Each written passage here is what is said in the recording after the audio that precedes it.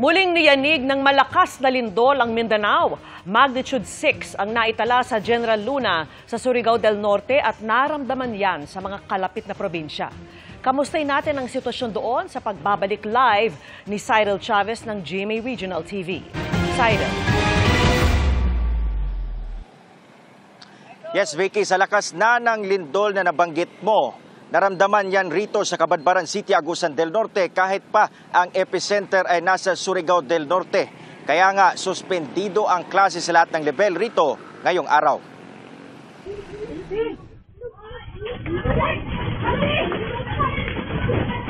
Napatakbo ang mga batang bumibili sa tindahang ito sa Cortes, Surigao del Sur. Dahil sa naramdamang pagyanig. Grabe. Naranasan din yan sa bayan ng Cantilan.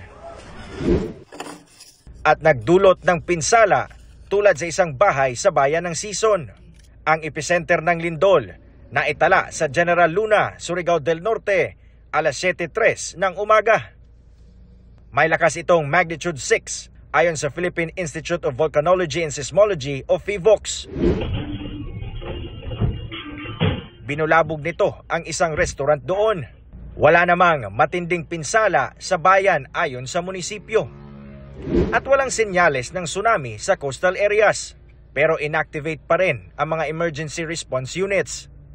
At nagbukas ng mga evacuation centers sa mga gustong lumikas. Naghanda na rin ng mga ipapamahaging relief goods para sa kanila. Wala namang na-report na na-injured, Mayor, no? O natumba ba during So far, wala naman, sir. Walang mga reports na ganun. Okay lang po naman. Intensity 5 ang naramdaman sa ilang lugar sa Surigao del Norte at Dinagat Islands.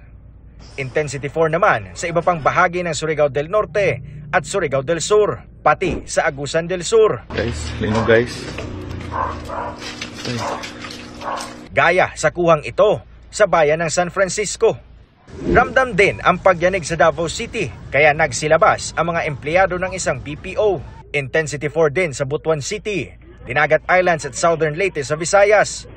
Intensity 3 sa ilan pang lugar sa Agusan del Norte, Surigao del Norte at del Sur, Leyte at Southern Leyte. Intensity 2 naman sa ilan pang lugar sa Surigao del Sur, Bukidnon, Cagayan de Oro City, Camiguin, Davao de Oro at iba pang lugar sa Visayas.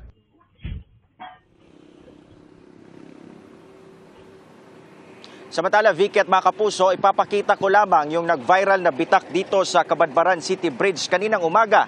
Ang kumakalat kasi na impormasyon kaninang umaga, mga kapuso, ay nabitak umano itong parte ng Cabadbaran City Bridge dahil sa lindol kaninang umaga.